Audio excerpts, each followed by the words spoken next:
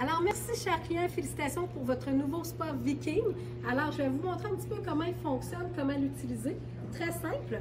Donc, première des choses, nous avons le bouton lumière. Et pour donner de l'ambiance, choisissez la couleur qui vous convient le plus. Quant à moi, je préfère le bleu, donc je les laisse sur le bleu. Donc, vous avez une belle cascade d'eau aussi qui va déborder en tout temps, qui va être éclairée. Et pour faire fonctionner mes jets à pleine capacité, je vais enclencher le bouton jet 1. Donc, voici ma pompe 1 qui vient de partir. Et si je veux évidemment plus de force de massage, je vais venir ouvrir mon jet d'air qui va avec ma pompe numéro 1. Et voilà, j'obtiens de beaux bouillons dans mon spa et des jets plus forts. Et vous remarquez que la cascade est aussi plus forte, effectivement.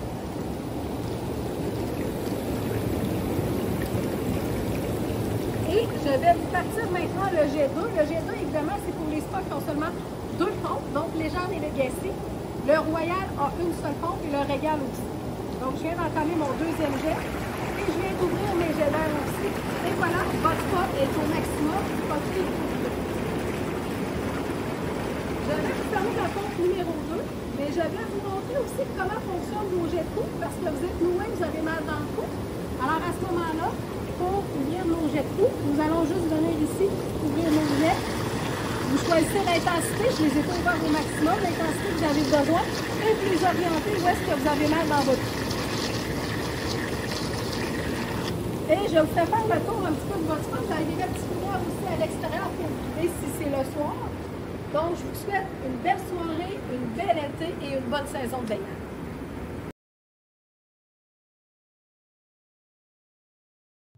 Alors, voici comment fonctionne votre nouveau clavier pour votre spa Viking. Il est très facile de configuration. Donc, dans un premier temps, pour la température, évidemment, flèche du haut ou du bas.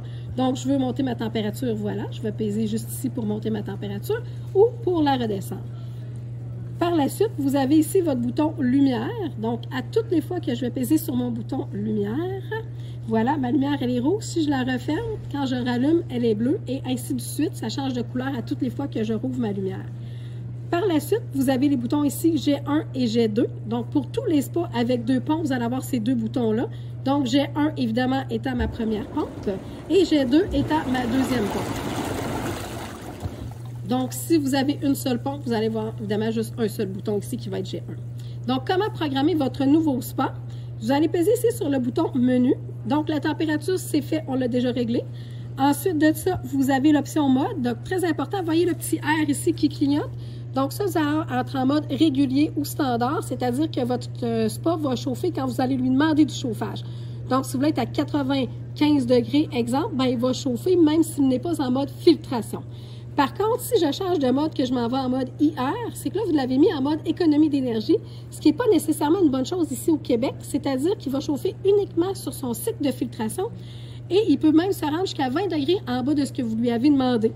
Donc, je vous conseille fortement de rester en mode régulier pour être sûr d'avoir toujours un chauffage optimal.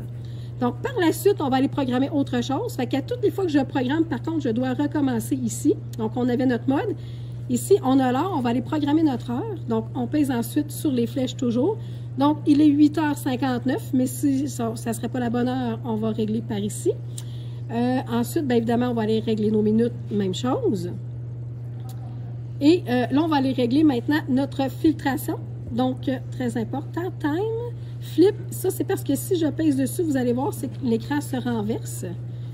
Donc là, je vais juste leur flipper, que vous soyez toujours dans le bon sens. Donc, on y va pour notre filtration. On va y arriver. Donc, lock.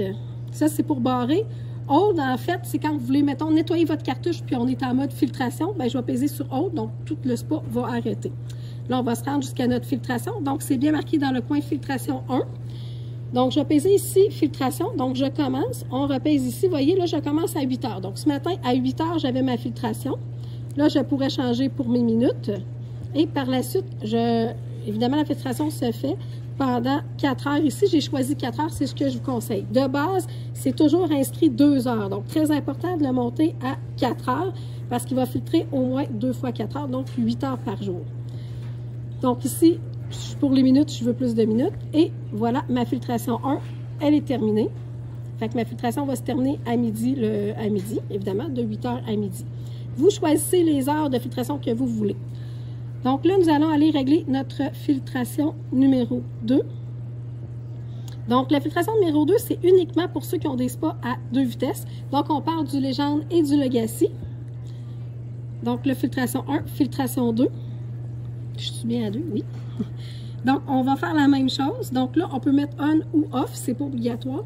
Normalement, je vous conseille de mettre on et d'aller régler, là, ça vous demande l'heure aussi. Là, je l'avais mis à 8 heures, mais du soir. Donc, vous pouvez mettre l'heure que vous voulez. C'est votre pompe numéro 2 qui va partir et normalement, je l'avais sélectionné pour qu'elle parte seulement 15 minutes. Donc ça, c'est juste parce que la pompe 2 est rattachée, elle n'est pas rattachée à votre chauffage, puis n'est pas rattachée non plus à votre cartouche de filtration. Donc c'est juste pour qu'il y ait de l'eau qui passe dans votre pompe au moins une fois par jour pour qu'elle puisse se purger. Donc voilà, donc on a terminé la programmation de notre spa. Donc quand on tombe sur préférences ou utilitaires, ce sont en fait des modes que vous n'avez pas besoin de vous servir, donc on n'y touche pas. Et voilà, maintenant vous êtes prêts à vous baigner, tout est bien fait.